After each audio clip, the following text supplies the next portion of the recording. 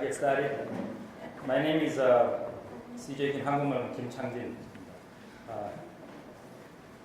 I've been working with the Kim actually quite a few times. It's not my first time, but I think it's my first time speaking in this room. Today I will talk about the manufacturing, but with the focus on MEMS and nano. And in a stark contrast, I think my talk will jump into the technical, and I don't have any overviews or any policies considering my position. So anyway, so we'll talk about the micro and nano fabrication technologies where micro electromechanical systems or MEMS or nanotechnology are using, and not only in research but also in industry. What kind of product did they end up making? And why do we see what we see and why we don't see what we don't see? So I'm working at UCLA, and my lab is called Micro and Nano Manufacturing Lab in Mechanical Aerospace Engineering Department. Also, I'm part of the California Nanosystems Institute at UCLA. So first, I will talk about a very quick, superficial overviews with the pictures they've been end up using to make a commercial product.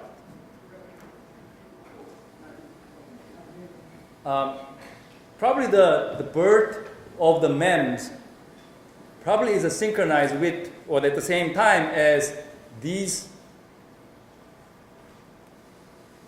device, which is what is called micromotor, has been developed quite a few years ago, late 80s. And this is called what is called surface mobility of MEMS manufacturing. Maybe it's because it's IC. But let's look at next wave of what I believe is next wave of MEMS commercial product. I believe that there are many commercial products being developed, but I think the next wave of MEMS commercial products are probably in the bio and medical. So next wave appears to be biomedical. Why? Why does it make sense other than electronics-based? A product is now it is valuable to make it small, because sometimes it should be handled, sometimes it should be implanted in the human body. Not only that, when things are small, physical reactions also get faster. So if you heard about microfluidics, microtasks, one fundamental advantage of going small is not only just being small, cute, but fast. So not only being small, but being fast is very, very important. Also, product is next wave. So let's look at next wave of commercial MEMS product. What kind of manufacturing do they use? Well, I just threw a lot of devices, but these are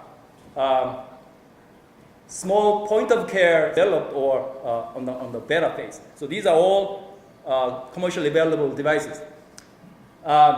These are typically blood sensor, very simple blood sensor based on very simple fluid moving mechanisms. Pregnancy sensor based on some wicking paper. Those are relatively, they exist because of MEMS, but in terms of manufacturing, again, extremely simple. Not even as complicated as electronic space.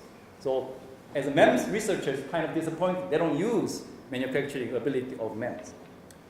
Agilent's bioanalyzer, they have a system in it, they have pumps in it, electronics in it. Again, MEMS is very simple, just channels. This is a brand new this year. So this is probably one of the most sophisticated MEMS-based product because they don't use pump anymore. I know quite a bit because this was a commercial based on the research in our lab. We call it the electrowetting on dielectrics. So in this case, this is a complete system on desktop, but developed to make a DNA, RNA library preparation. Hands-on time. Virtually error-proof. Imagine libraries prepared using nanoliter-sized droplets. Enzymes. Oh.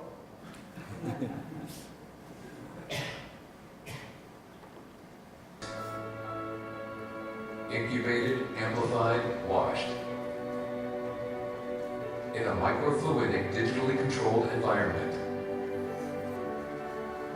Imagine highly reproducible libraries, prepared with unrivaled simplicity. Neo-prep. Library prep. Reimagined. So in terms of microfluidics, based product, this is one of the most sophisticated because before that it was all passive. Once you move it, that's it. Now you can actually control. So I know about this. So it looks pretty sophisticated, but if you now look at how the chips are manufactured, you'll be surprised how simple they are. So this was based on electrowetting on dielectric device. Basically what you do is, instead of using pumps and valves and having microchannels, you have two plates in between. You have a droplet because of that there will be net force to the right, so you start to move. So just by applying voltages, you can move. You can have microfluidics. So that's why it's so simple. That's why it's commercialized so fast compared with the many others who started much earlier. But if you look at the device, this is a cross-section of the actual device. Looks wonderful, except MEMS is not really used in terms of manufacturing. So in summary, even the next way of MEMS manufacturing doesn't seem to use much of MEMS manufacturing techniques. So biomedical product, a simple fabrication is always desired, not only because of the cost, but because they don't want any complication in terms of biocompatibility, reliability. So they just want to make it simple. And not only that, because it's cheaper. So if you look at the typical biomedical MEMS devices, they're just passive structures or active.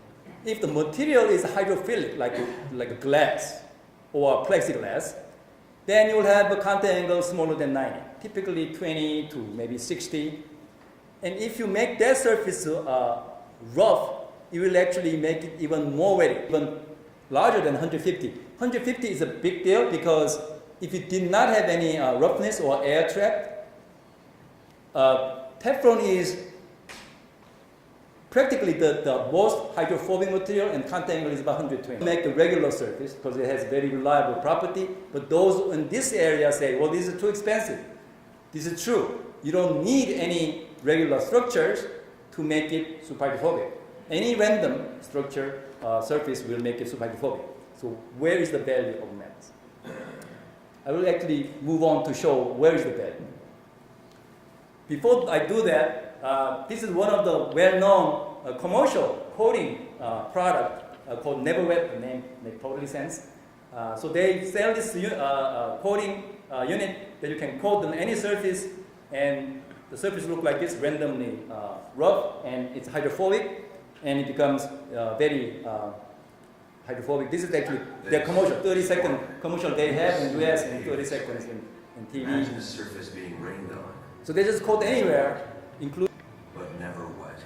Experience Rust-Oleum NeverWet, a revolutionary super hydrophobic treatment that causes liquids to form perfect spheres so they roll off surfaces like never before. Now available in a crystal clear fabric formula. Find out more at rustoleum.com/neverwet. Okay, so this is a commercial ad, so you can have many different things. So first, I was talking about against the water. Water is not the only liquid in the world, right? So there are a lot of liquids which are not water. So they work will make apparent content of how much. So we can actually predict. So based on the theory, which only exists and never proven, we calculated that the most of the surface should be air and only less than maybe 6% should be solid. That means what is called gas fraction should be solid fraction should be less than 6. So obviously, for drag reduction, everything should be completely submerged under the water and stay there for weeks. So in other words, the boot, the NeverWet ad was showing, that's the main difference. So now, can you keep the super hydrophobicity even under the water when it's fully submerged and for a long time? Well, object in the water with the gas, it will reduce the drag, obviously, because air have much less viscosity, 1/5 of viscosity and water. So these are all existing, except they spend more energy that the net reduction, drag reduction is net gain for you. So it's possible. So that's why it was so exciting 15 years ago, and there are a lot of people been studying for more than a decade, but again, as I said, nothing works so far. And there are reasons. And now our drag makes sense. Because the experiment cannot be any better than the theory. but some of them are even better than the theory. So obviously, things were wrong. Experiment is not that easy. Not only that, just for fun of it, I just made this one linear and this one at the log scale to put one data even fit in there. That's how wrong it was. So until you get the experiment done, people were completely in the dark. A lot of people working at least this is actually very small, so laminar flow case, very gentle laminar scale. Now there's no more controversies anymore. So that's how MEMS were useful for kind of settle down entire field at center regulation. The boat it will not happen, but at least in the MEMS, you're under lab conditions because everything is perfect, then you can at least predict theoretically what is possible. So my summary is very simple. I like to show that MEMS, the power of MEMS fabrication is not only in the commercial, in the large volume, but also in the R&D. The fabrication technology is very, very valuable.